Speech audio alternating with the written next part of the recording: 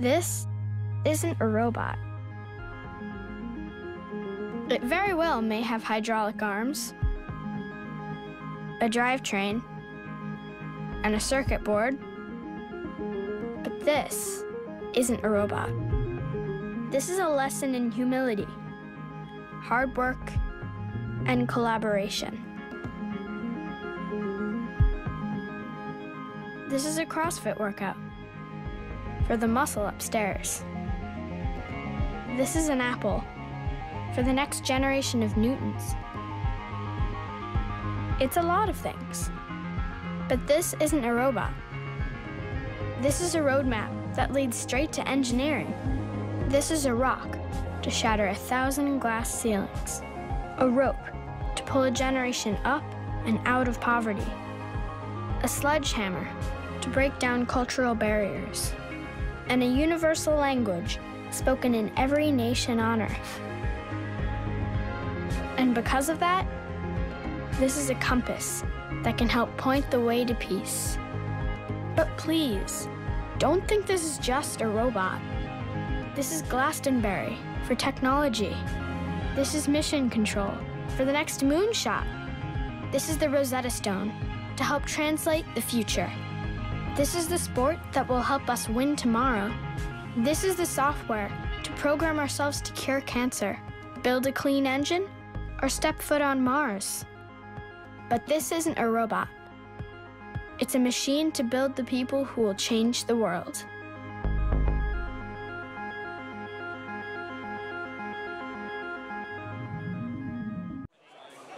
Hi, I'm Jerry Oliver from The Better Part.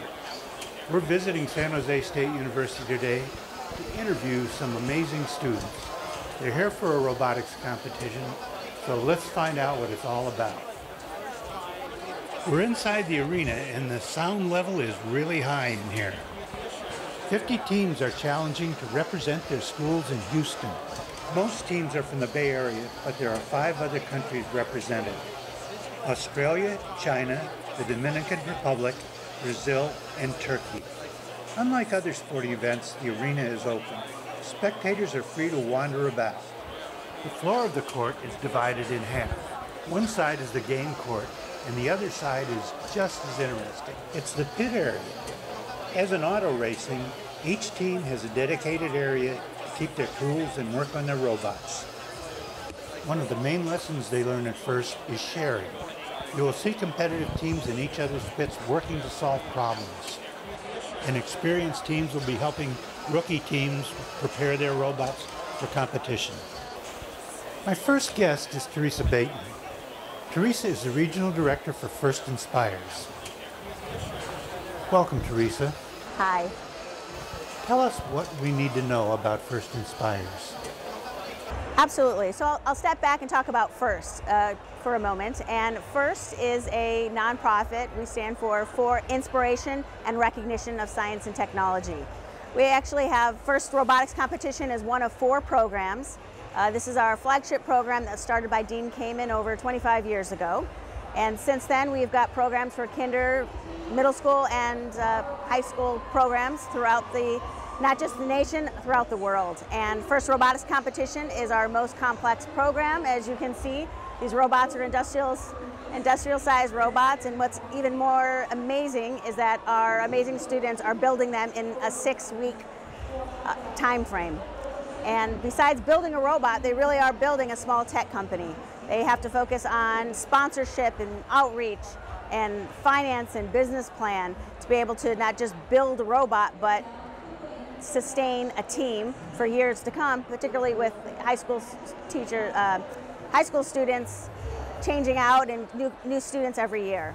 So it's an amazing program that is, everyone says, you know, wish it was around when I was a kid, because we're not just preparing kids for science and technology, but we're truly preparing kids to be leaders and innovators. And it's a fabulous organization that I hope you all have an opportunity to come check it out.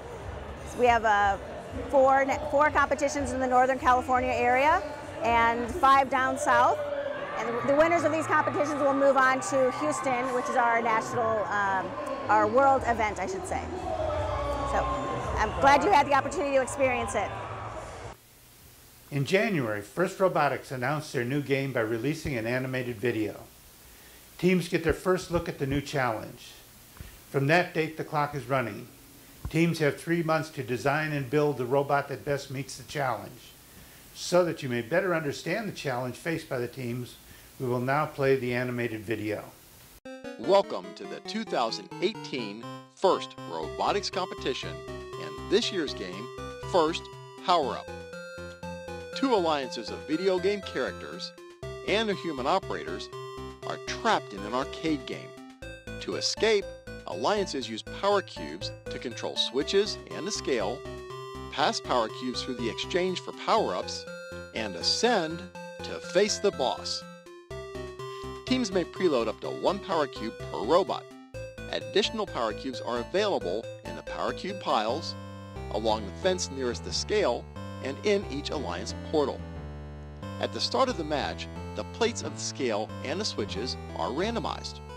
During the first 15 seconds, robots are autonomous. They work to cross their auto line and place power cubes on the switch and the scale. Alliances who successfully own their switch and have 3 robots cross the auto line will receive 1 ranking point. During the following 2-minute and 15-second teleoperated period, human operators remotely control their robots. They continue to gather power cubes to place on the scale and the switches to gain ownership for the longest time, earning points for each second of ownership. Human operators behind the Alliance Station wall collect power cubes from the exchange. They can deliver them back to the robots through the return or to their vault. In the vault, power cubes may be traded in for 3 power-ups. Alliances choose when in the match to activate each power-up to gain a temporary advantage during the match. The forced power-up gives an alliance ownership of their switch, the scale, or both. The boost power-up increases scoring for 10 seconds for either their switch, the scale, or both. And near the end of the match, Levitate earns 1 member of the alliance a free climb. Other alliance members climb from their platform. If all 3 members successfully climb, the alliance can face the boss and gain an additional ranking point. The alliance that earns the most points wins the match and defeats the boss.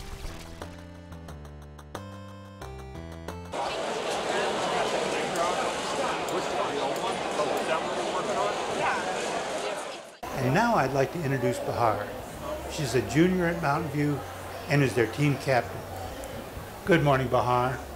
Thank you. Thank you for having me. As team captain, can you explain your responsibilities? Yeah, definitely. So as team captain, my job is to have the robot under control. You know, I'm the technical captain, so it's everything robot related falls under my domain. Specifically at competitions, I am currently managing the pit area, and that's where we do the work on the robot, almost like a NASCAR pit, but for the robot. And so in that pit, you know, we're making changes, we're upgrading things, we're fixing them when they break, and also making sure the robot gets to its scheduled matches on time. So, you know, making sure we have a battery, getting it out there, and fixing it when things inevitably break. Yeah. How were you selected? Yeah, so it's kind of been a journey over the last 3 years on the team, starting out as a freshman and just trying out everything, to as a sophomore I was the co-president, which is a non-technical leadership position. From that I did a couple technical, I managed a couple technical projects, and so I believe the people saw that I was capable of leading technical things, and none of the seniors were interested this year, and I kind of volunteered / was selected. Now you're also a member of the CAD team. Can you explain to us what the CAD team does? So the CAD team is really, it's not a defined sub-team, but it's everyone who works on the computer-aided design for the robot. So we use this software, SolidWorks, and using that we design our robot completely in 3D before we even build it. And so a part of that for me was building the intakes, which spin and suck in the cubes for this year's game. And so I worked on that design. A lot of it is first thinking of how you're going to accomplish that goal, laying it out, getting feedback, and slowly making progress. What are your plans for next year? So next year, hopefully I'll be the team captain again, and one of my goals is to continue to grow our student leadership. So we've been getting a lot better in our technical student leadership, growing that, developing our student skills, and I want to continue to do that and continue to further the engineering knowledge of our students. Yeah. Thank you for talking to us. Yeah, thank you for having me. California, it's Project G12 Robot Warriors Robotics. And finally, make some noise for 971. Spartan Robotics. Right now I'm with Annie Wang. Annie is a junior at Mountain View High School, and she is the strategist for the Mountain View High team. Welcome, Annie. Hi. Could you tell us what a strategist does? Yeah, so basically what I do at competitions is I go around to teams that we're going to be in alliance with. So every match there's 3 teams per alliance, and we work together to kind of accomplish the goal. So essentially to win the match, put the most cubes in the scale and the switch and hang. So what I do is I make sure that the other teams that we're working together, so that we all are knowing what the other team is doing, and also so that there's no clutter on the field, there's no confusion. And this year's game comes with a little more, it's a little more nuanced in that our robot has a partner hang, so we have to hang with another robot, so it's just coordinating that, finding out who's going to be the one hanging. It's also making sure that other teams have their robot is working, that the robot is functioning the way it's supposed to. So it's helping other teams get their robot working. For example, the autonomous period is a really important part of this year's game. So it's making sure that other teams that they have their auto so we can get that ranking point. And it's that they can do their auto so that we can get the ranking point. And making sure that they have the resources available to help them either fix their auto or work on their auto. So yeah. What is an alliance? Yes, so an alliance is something on a match. Every match has 2 alliances, the red alliance and the blue alliance. So each alliance has 3 teams on it, and these 3 teams work together to accomplish the goal of the match. Yeah. You also have something to do with the Chairman's Award. Could you explain that? Yes, so this year we're participating in the Chairman's Award. I am a Chairman's Award presenter, and it's lots of fun. The Chairman's Award is an award to recognize the outreach a team has done and the impact that they have made on their community. So it's talking about the various events that we've done in our community, what we've done to help other teams further their technical knowledge, and how 971, which is our team, has an impact on that. Could you explain how you help other teams? Yeah, so for example, this morning we had a team that wasn't really driving correctly, so I went over there and I kind of made sure that they were fixing it, but I made sure that they knew what was happening, that our drive team knew what was happening, and that they kind of had the correct resources to fix it. So kind of gave them a little advice, helped them out with fixing their robot, stuff like that. Thank you for speaking with us, Annie. Yeah, thank you. I'd like to introduce Emma Crowley. Emma is a junior at Mountain View High and captain of the Robotics scouting team. What happens to the information that you collect?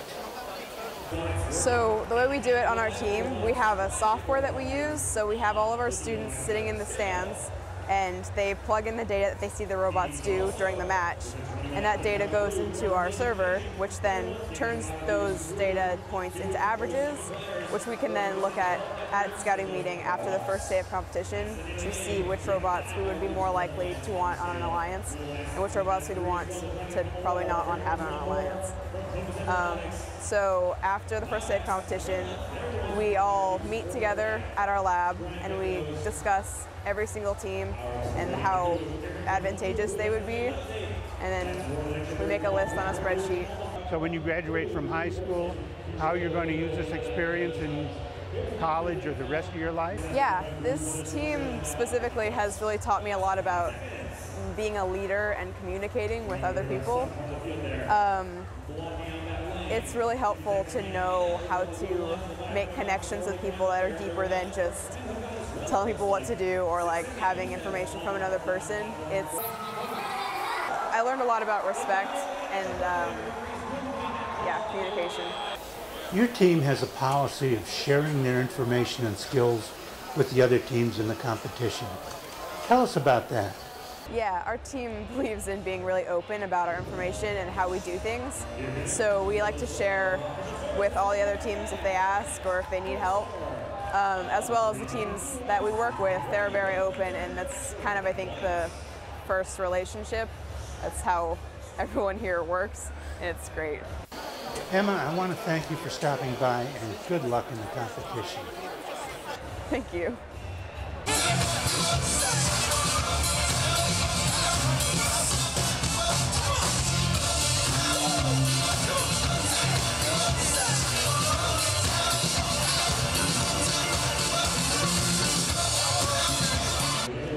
Now we're going to talk to the youngest member of the Mountain View team. His name is Ethan Stone. He's a freshman. He's 14 years old, and he is the electrician on the team. Welcome, Ethan. Hi. What experiences have you had that made you want to get involved in robotics? So early on, I was always tinkering with stuff. I really enjoyed playing with Legos, making things, and I enjoyed putting things together. And so last summer, I built an electric skateboard, and that was one of the things I enjoyed. As the electrician on the team, what is your function? So as an electrician, I do all the connections from the motors to the battery. So I do all the crimping, all the soldering, and making sure the wires are functional and it works. Everything works. And how do you see yourself next year and the year after in the robotics club? And the years coming, I think I'm going to learn a lot more. I think I'm going to hopefully take on some more responsibilities and grow a lot more from the experiences that I have had. Well, thank you very much for talking to us. Yeah, no problem. Thank you. Up to now, we've been interviewing students from Mountain View High. For a different perspective on robotics, we've invited students from two other teams to share their experience. Carmel High School prides itself on their program of mentoring schools that are new to competitive robotics. I would like to introduce Isadora Cosentino, a junior at Carmel High. Welcome to the program, Isadora. Hi. Could you tell me about your program to help other teams? So at Carmel High School, we try to incorporate all the teams in our area, and we'll often bring in other teams to our shop to give them assistance on whatever they might need. So for example, this year we're mentoring San Benito High School, which is a first-year team, and we're working with them to get them started and explain to them how the system works for FIRST Robotics. How will your first robotics experience help you achieve your career goals? I plan to go into some sort of an engineering or computer science field, and this experience is definitely really valuable because it gives you a hands-on learning opportunity and an experience that is really unlike anything else. Thanks for talking to us, and good luck in the competition. Thank you. My next guest is Zion Antonio. He's a junior from San Benito High School. This is their first year in this competition. Hi, Zion. Hello. What do you feel like the experience is that you're? It's really amazing. I've never been to any sort of event like this. You know, there's sporting events and there's like video game events, but there's nothing that really like comes close to what it's like to be at an FRC event. You know, you have the pits where it's just you working, you know, polishing your robot, and then you have the actual arena, which is absolutely amazing how they put these things together. You are the lead manufacturer, and yes. Could you explain exactly what that is? So basically what I do is I get designs or I get suggestions from my design team, and then I sort of put that into the real world. So it's lots of working with things like various types of plastics or aluminums and sometimes even steel. This is your first experience, and you're going to be here next year and the year after, I assume. And what improvements do you see yourself making? Improvements, time management for one. I tend to procrastinate quite often, but I'm sort of getting around that. And like the more I work with robots, the more I find things like just things to save myself time, save my team time, and save myself a lot of headache. Thanks for talking to us. Thank you. I'm speaking to Hugo Herrera. He's a senior at San Benito High School, and we're going to find out what he does. Hugo, what do you do on the team?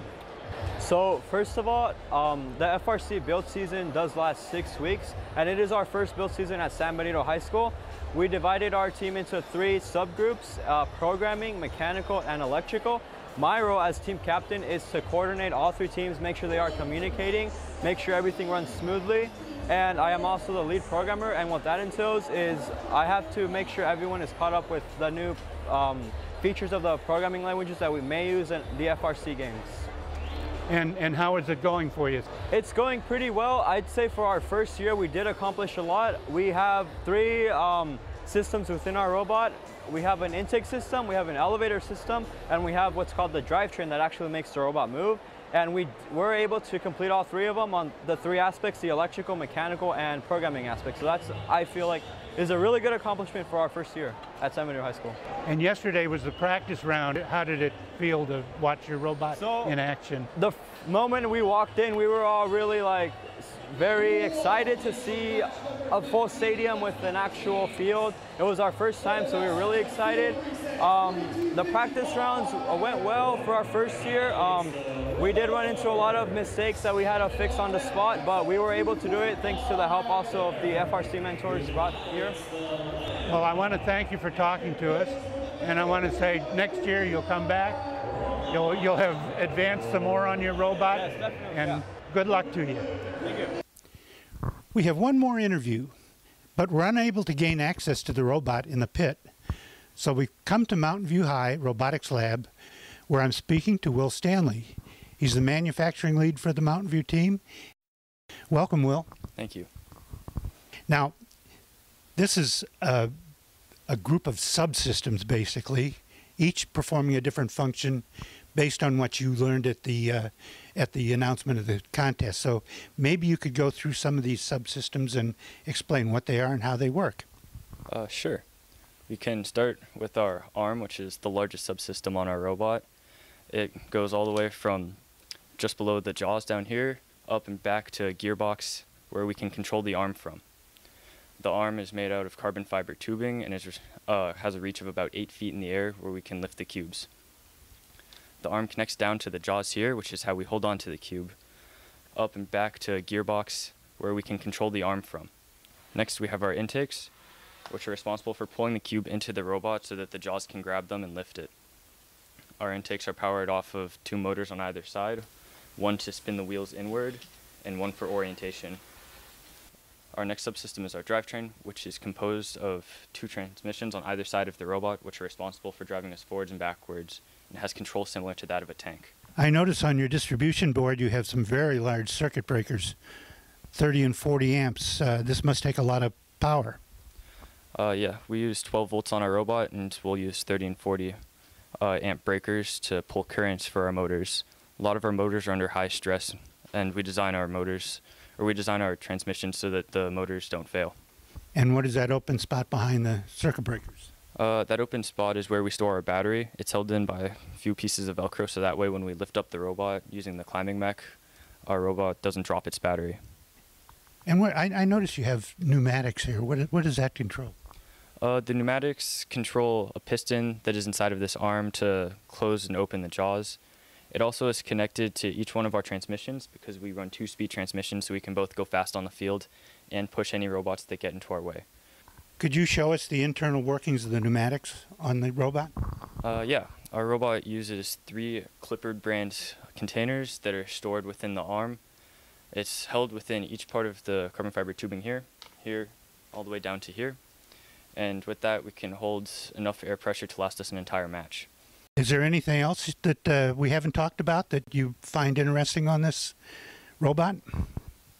I'd like to tell you about some of the sensors that we use on our robot. We use a camera which looks forward in front of the robot and gives our driver real-time feedback to see what they're lining up to and driving around. We also use one-dimensional solid-state LiDAR, which gives us the absolute distance of a cube to our robot and will tell our intakes how wide open they need to be to close around the cube. We also use beam brake sensors back there and in each intake that will tell the robot when the cube has lined up to the back of the wall of the robot, and will also tell the robot whether or not the cube has jammed and gotten its corners stuck, pinched in between each wheel. If this happens, the robot will run the intake backwards to spin the cube out and catch it back in and hold it in place. This camera was the inspiration for why we ended up naming our robot Curiosity after the camera that's on Curiosity's Mars rover. Now there's one more part that we haven't talked about, and it doesn't appear to be on here right now, and that's how you do your dual lift by lifting two. Yeah. Our dual lifting mount has currently been taken off, but it connects with the few bushings back there that it mounts to, and a locking system held by a piston just behind the edge of the intake. We had to use a couple different versions of the lifting system, where we ended with a version that somewhat modeled a human hand with 3 fingers, where it would unfold as the robot prepared to climb, allowing another robot to drive up onto it and pull them up. And what would be the reason for having a dual lift? At the end of the match, there's no penalty for us leaving our base, so we're allowed to expand past the edges of our robot, and another robot's allowed to drive up onto us. Because the bar is too small that we climb on, we take another robot up with us to get an extra 30 points and potentially score higher in the rankings. Well, that's been very interesting, Will. I want to thank you for talking to us, and good luck in your future. Thank you. The games are complete, the results are in, and on the strength of being ranked first in San Francisco and second in San Jose, Mountain View High will again return to Houston. Houston is the ultimate experience. They will meet over 300 teams from around the world. The objective of FIRST is not to beat everybody, it's to learn and develop leadership skills.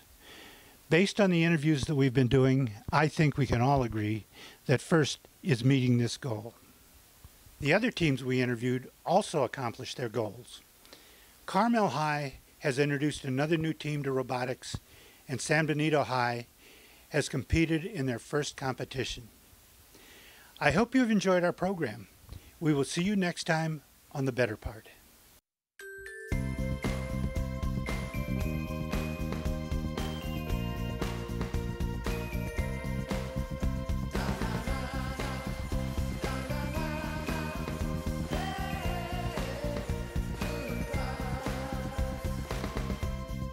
Tell them